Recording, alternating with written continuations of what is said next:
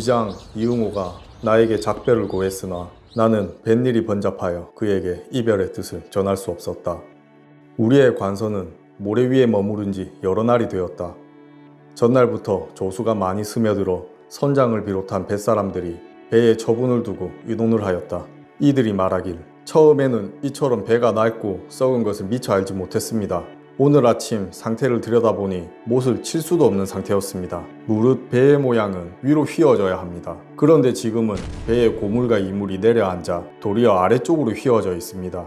이런 상태는 우리나라 장인도 수리할 수 없는데 하물며 다른 나라의 장인은 어떻겠습니까? 전에 개인 물품과 더불어 어쩔 수 없이 곡물 또한 일부 버렸습니다. 그런데도 배를 보존하기 어려운 것은 실로 우리들의 불행이니 우리의 배를 불태우고 조선 사람들의 배에 의지하여 돌아가야 할 것입니다. 그들의 의견은 배의 수리가 이제는 의미가 없다는 쪽으로 모아지기 시작했다.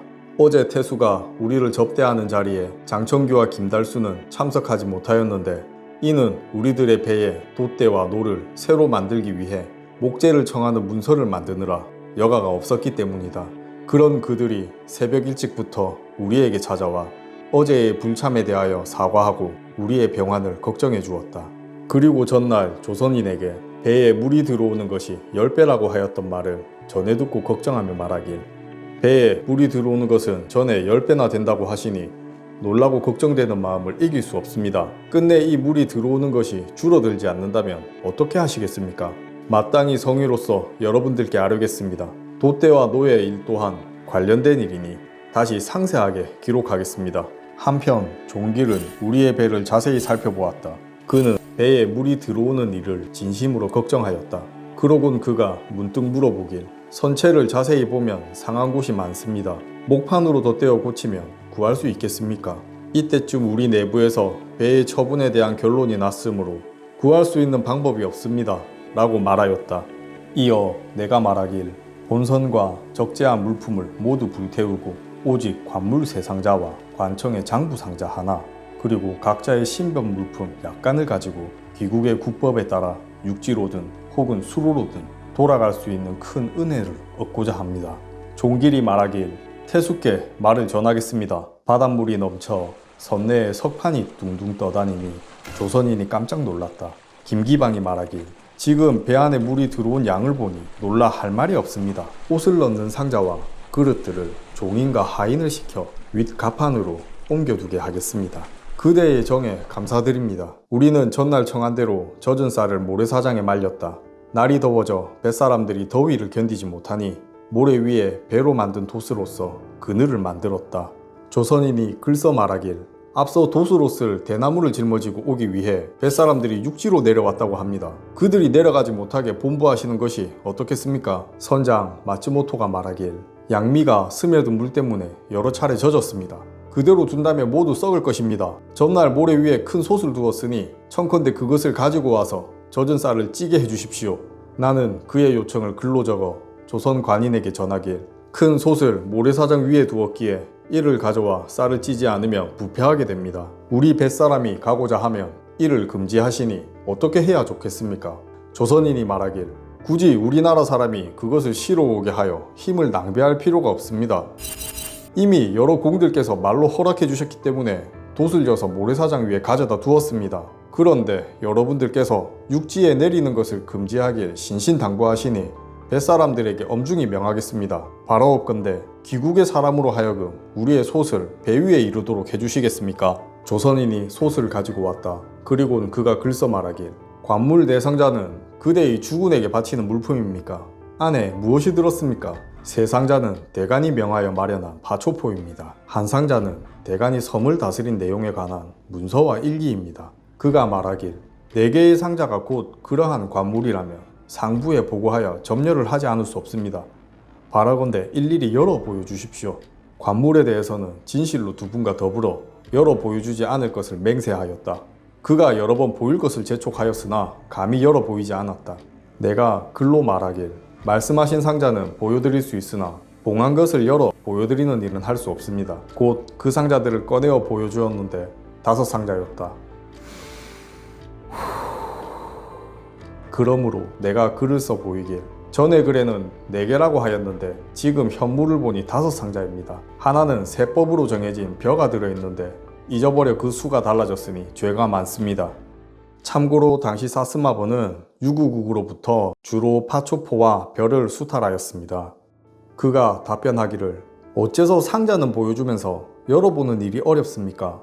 이에 내가 답하길 우리 제후께서 사용하시는 물품이므로 에라부지마에서 대간이 감직과 함께 그것을 봉하였습니다. 이 일 때문에 열기 어렵습니다. 이렇게 말씀드리는데도 안 된다고 하시면서 억지로 열라고 명령할 수 있습니까? 바라건대 이 물품은 우리의 제후가 쓰시는 물건이니 우리의 사정을 살펴주시면 다행이겠습니다. 그는 우리의 사정을 이해하고 요구하기를 물품을 열어보는 대신 5상자에 각각 문서를 만들어 그 안에 물품과 그 수를 빠뜨리지 말고 작성하도록 하였다. 한낮 무렵 태수와 첨사가 왔다. 조금 전 절충 이군에게 배의 사정을 이야기했으나 나는 태수에게 그간의 사정을 다시 상세하게 말하였다. 그만큼 우리의 배는 생명이 꺼져가고 있었다. 이에 속간인이 물었다. 지금 알려주신 내용이 매우 놀랍습니다. 처음 표류에 도착했을 때만 하여도 돛대와 노, 물건만 수리하면 된다고 하셨는데 이제는 배 자체가 파손되어 쓸 수 없다 하시니 어찌 그 전후가 이렇게 상반됩니까? 속간인의 반응에 대하여 잠시 생각해 보겠습니다.